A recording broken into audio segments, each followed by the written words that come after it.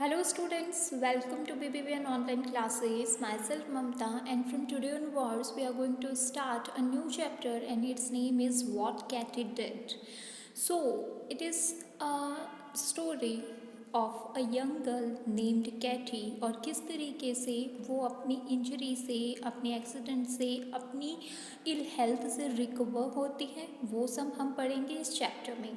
So this extract is about a young girl who is recovering from an accident. ये जो extract है, ये जो लेसन है, ये जो चैप्टर है, ये एक यंग लड़की की कहानी है जो कि जिसका एक्सीडेंट हुआ था और अब वो रिकवर कर रही थी.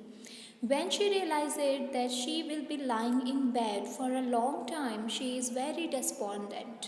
जब उसे ये चीज़ रियलाइज़ होती है कि एक ही बिस्तर पर लेटे लेटे उसको काफ़ी वक्त हो गया है, तो उसे काफ़ी निराशा अंदर से फील होती है. Read on to find out how she recovers her depression, overcomes her depression. तो इस चैप्टर में हम पढ़ेंगे कि जो कैटी है वो किस तरीके से अपनी डिप्रेशन से बाहर आती है. Which is the first step towards regaining her health. और यही क्या है, फर्स्ट स्टेप है खुश होना ही क्या है, किसी भी तरीके की रिकवरी है आपकी जो भी हेल्थ है उसमें. So now that she knew there was no chance of getting well at once, the days dragged dreadful. Dreadful का मतलब होता है भयानक और ड्रैग्ड का मतलब होता है घसीटना. तो जब लोग कहते हैं कि हम जैसे तैसे बस दिन निकाल रहे हैं, दिन काट रहे हैं, तो हम कहते हैं द डेज ड्रैग्ड ड्रेडफुल. सो वो अब ये बात जान गई थी कि वो जल्दी से ठीक नहीं होने वाली है, इसमें काफ़ी वक्त लगेगा, तो अब उसके लिए दिन काटना बहुत ज़्यादा मुश्किल होता जा रहा था. She lost heart about herself and took no interest in anything. वो खुद से ही मतलब जीने की इच्छा उसमें अब नहीं रह गई थी, किसी चीज़ में उसको इंटरेस्ट नहीं आ रहा था. Aunt Izzy brought her books but she didn't want to read or to chew. अब आंटी जो है उसकी इजी, वो उसके लिए कुछ किताबें लेकर आई कि फ्री टाइम में वो लेटे लेटे पढ़ सकेगी, लेकिन उसका ना तो पढ़ने का मन था और ना ही कुछ बुनने का मन था. नथिंग अम्यूज्ड हर. कोई भी चीज़ जो है वो उसको अम्यूज़ नहीं कर रही थी, उसका इंटरेस्ट नहीं जगा रही थी. Clover and Sissy would come and sit with her, but hearing them tell about their plays made her cry so miserably that Aunt Lizzie wouldn't let them come often. और क्लोवर और cc जो कि उसके cousin brother and sister थे, वो उसके साथ में आते थे, उसके पास में बैठते थे, लेकिन जब वो अपने प्ले टाइम की कहानियाँ उसको सुनाते थे तो कैटी को इतना बुरा फील होता था कि उसकी जो आंट है उसने उनको क्लियरली मना कर दिया था कि आप लोग कैटी के पास में मत जाया करो, कम जाया करो. They were very sorry for Katy but the room was so gloomy and Katy so cross that they didn't mind much not being allowed to see her.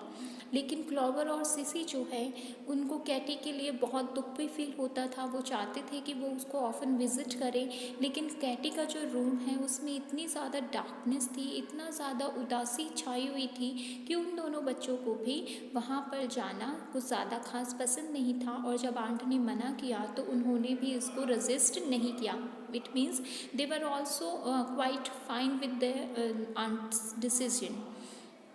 In those days, Katy made Aunt Lizzie keep the blinds shut tight. उन दिनों में Katie कहती थी कि मेरे room के पर्दे जो है वो मत खोलो, सनशाइन जो है वो नहीं देखना चाहती थी, इसीलिए वो अपने जो भी रूम है उसके ब्लाइंड्स जो हैं, कर्टन्स जो हैं वो बंद रखती थी. एंड शी ले इन द डार्क. और वो अंधेरे में सोई हुई रहती थी. Thinking how miserable she was. और वो केवल यही सोचती रहती थी कि उसकी हालत जो है वो कितनी ज़्यादा बुरी है. Every day was very kind and patience with her. हर दिन उसके लिए कुछ अच्छा लेकर आता था, उसके लिए कुछ साहस, कुछ धैर्य लेकर आता था. But she was too selfishly miserable to notice. लेकिन हर एक दिन की जो खूबी होती है उसे वो इतना सेल्फिश बन चुकी थी कि वो देख नहीं पा रही थी. क्योंकि हर दिन लोग क्या कहते हैं कि हर एक सवेरा एक नई उम्मीद लेकर आता है, लेकिन उस उम्मीद को कैटी छोड़ चुकी थी. Aunt Izzy ran up and down the stairs and was on her feet all day trying to get something which would please her.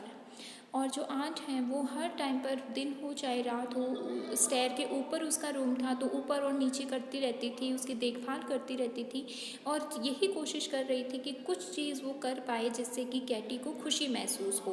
But Katy hardly said thank you and never saw how tired aunt Izzy looked. लेकिन Katy जो है वो बहुत कम उनको thank you बोलती थी जो उसके लिए वो कर रही हैं। इवन वो ये भी नहीं देखती थी कि उसकी आंट जो है उसकी देखभाल करने के टाइम पे कितना ज़्यादा थक जाती है। So long as she was forced to stay in bed, Katy could not be grateful for anything that was done for her. इतने लंबे समय से वो बेड पे थी कि वो कुछ नोटिस ही नहीं करती थी जो उसके आसपास है, उसके लिए थैंक यू नहीं था उसके लिए, और जो भी उसके लिए था that was not worthful for her. The first thing which broke in upon this sad state of affairs was a letter from cousin Helen.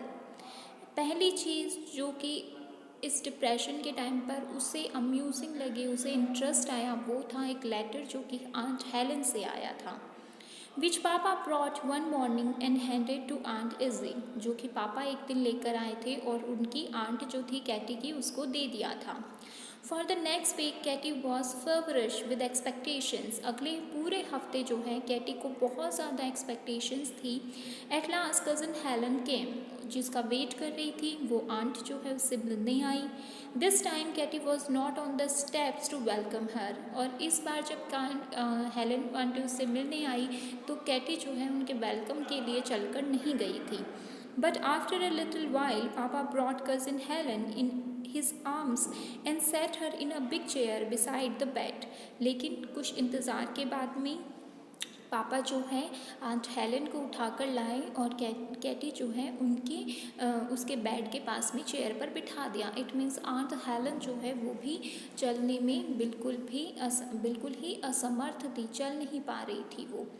It was a forlorn looking child in of which cousin Helen saw lying before her. एक ऐसी लड़की जिसमें किसी चीज़ का कोई interest नहीं है, क्योंकि आंट हेलन जो है वो भी चलती नहीं थी, एक जगह बैठी रहती थी, तो उनके लिए भी ये सारी चीज़ें काफ़ी अनहैप्पीनेस वाली थी, काफ़ी सैडनेस वाली थी. तो it was a forlorn looking child. देखने में वो इतनी सैड और इतनी दुखी लग रही थी. विच कज़न हेलन सो लाइंग बिफोर हर. एक ऐसे लड़के को वो देख रही थी जो कि क्या थी, बहुत ज़्यादा अनहैप्पी थी, सैड थी, ग्लूमी थी, जिसका आंट हेलन ने कभी सोचा भी नहीं था. कैटीज फेस हैड ग्रॉट थिन. कैटी का जो फेस था वो एकदम थिन पड़ गया था. And her eyes had read circles about them from continual crying. और कंटिन्यूसली रोने से कैटी की जो आँखें हैं वो भी कैसी हो चुकी थी, एकदम रेड हो चुकी थी, जो कि शायद आंट हेलन ने कभी सोचा भी नहीं था. So the next part we will read in our next video. Thank you.